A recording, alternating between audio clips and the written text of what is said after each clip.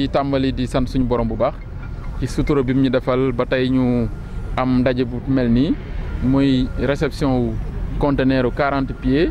boo xam ni suñu xarit suñuy partenaires yoo xam ne dañ jógee France ñooñu ko baaxee ko conseil départemental de Thiès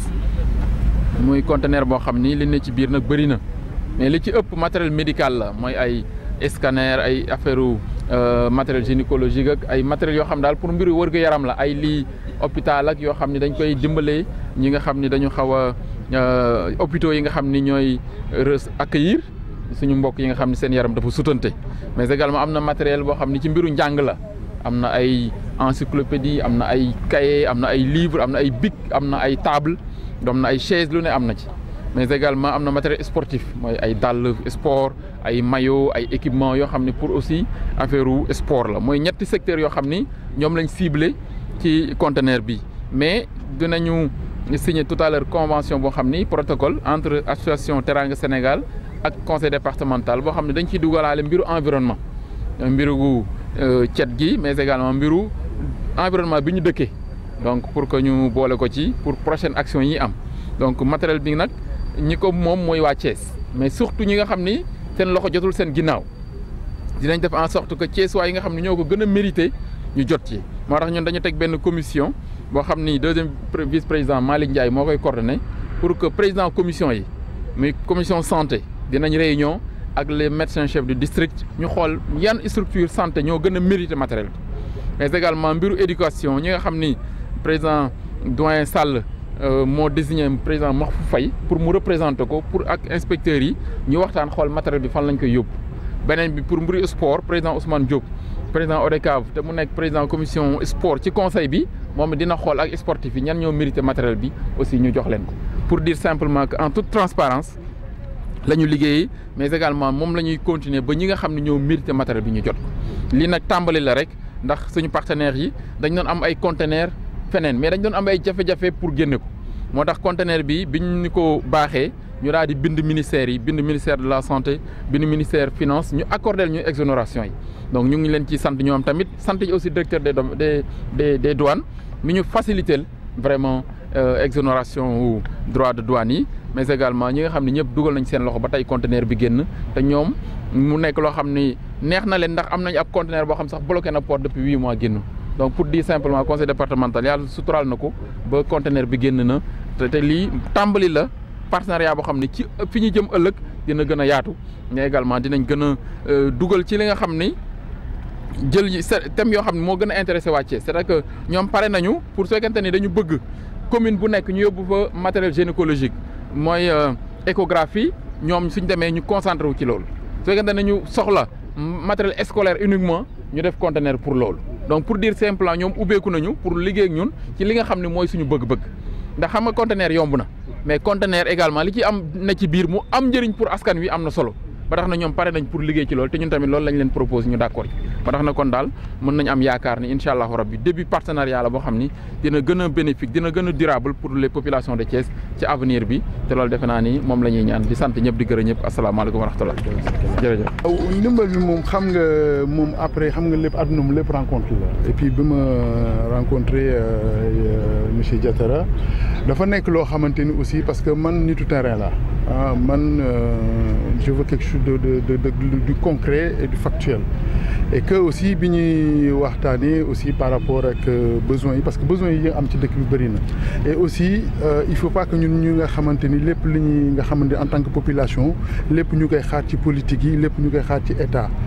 en tant que ki nga xam ni ci dëkk bi laa dëkk aussi da nga war a def li nga xamante ni comme li ko président Amérique waxee lan la sa dëkk lan nga war defal sa dëkk waaye bu xaar loolu la sa dëkk war defal loolu tax na ba instant bi nii ça fait 10 ans que may travaille sur loolu ciblé ko ak sama association Yathibrez mais dama gis ni aussi Yathibrez rek du doy pour mën a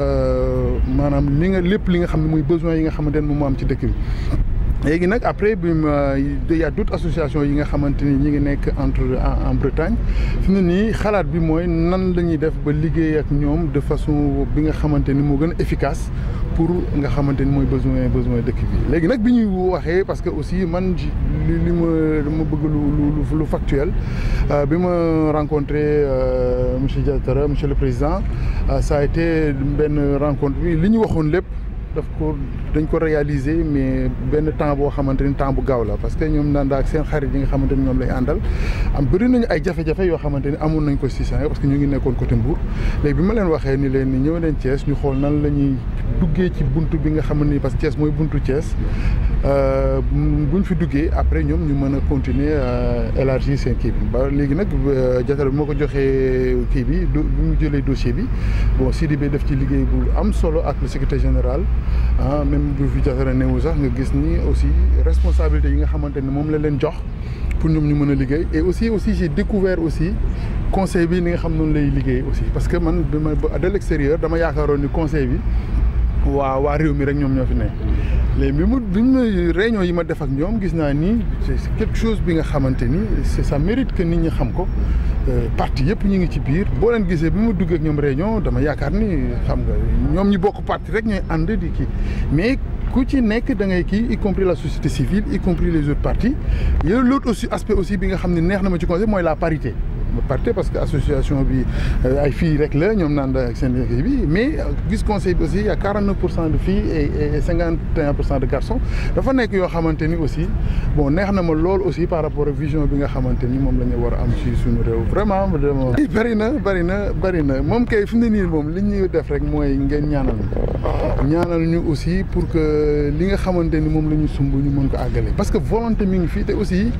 nit ñi nekkuñu ci dëkk bi rek pour bëgg taxaw di bañ a def jëf si dëkk bi mais li nga xamante ni moom laa gis fii nii moom lañ ma wan mooy cadre parce que cadre moom moo ñu manqué parce que bu ñu amee cadre bi nga xamante ni moom la ñu mën a agir rek mais action bi du jafe parce que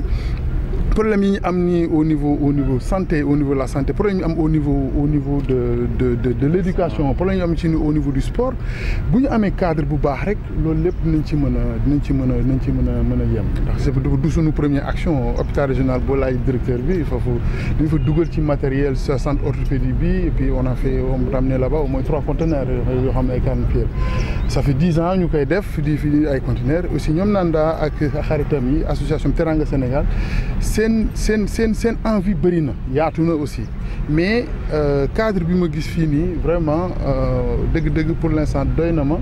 aussi pour ñu mën a décliner projet yi nga xamante ni moom la ñu bëgg a def au niveau de la santé au niveau de l'éducation au niveau du sport ak au niveau de l'environnement.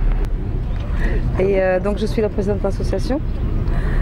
Et donc nous, on remercie énormément le conseil de nous avoir aidés parce que sans vous, c'est vrai que ça aurait été compliqué pour nous pour gérer tous ces documents. Hein. Donc on signe une convention aujourd'hui. Cette convention, on espère qu'elle sera durable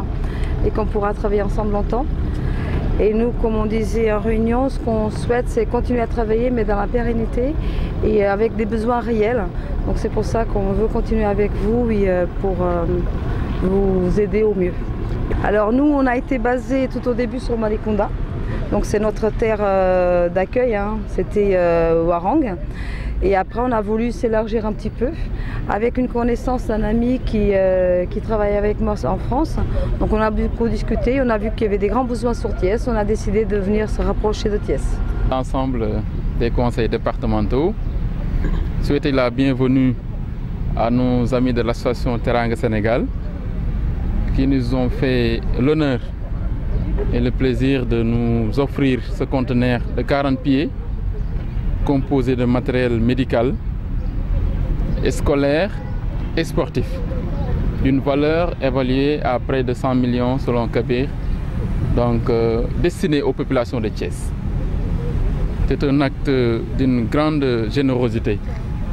mais également un acte humanitaire dont ils ont fait montre. Et le conseil départemental de Thiès a essayé également de mériter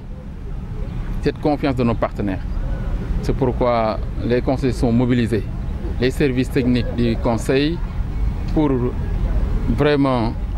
procéder à toutes les démarches administratives pour que le conteneur puisse être disponible aujourd'hui. Je voudrais profiter de l'occasion pour remercier naturellement les ministères de la Santé et des Finances pour leur accompagnement dans l'exonération des droits de douane, mais également remercier le directeur des douanes pour toutes les facilités accordées au conseil départemental. Ce matériel est destiné aux populations de Thiès, surtout les plus démunies des zones périphériques de Thiès. Je pense qu'aujourd'hui aussi c'est le début d'un partenariat entre le conseil départemental et l'association Teranga Sénégal. En tout cas, Nanda, nous essaierons de mériter votre confiance, mais également vous dire et également toute la disponibilité du conseil départemental à ce que ce partenariat puisse être durable, mais surtout bénéfique aux populations. En tout cas, nous allons travailler dans les mois et années à venir pour qu'il y ait des ciblages, mais également des thématiques précises donc, sur les domaines de coopération. Nous avons ciblé naturellement 4 domaines pour le moment. Donc c'est la santé, l'éducation, l'environnement et le sport. Nous allons signer aussi, à la fin de la remise symbolique, une convention de partenariat donc, entre nos deux structures pour décliner de manière précise les actions qui seront naturellement mises en exergue. En tout cas, merci.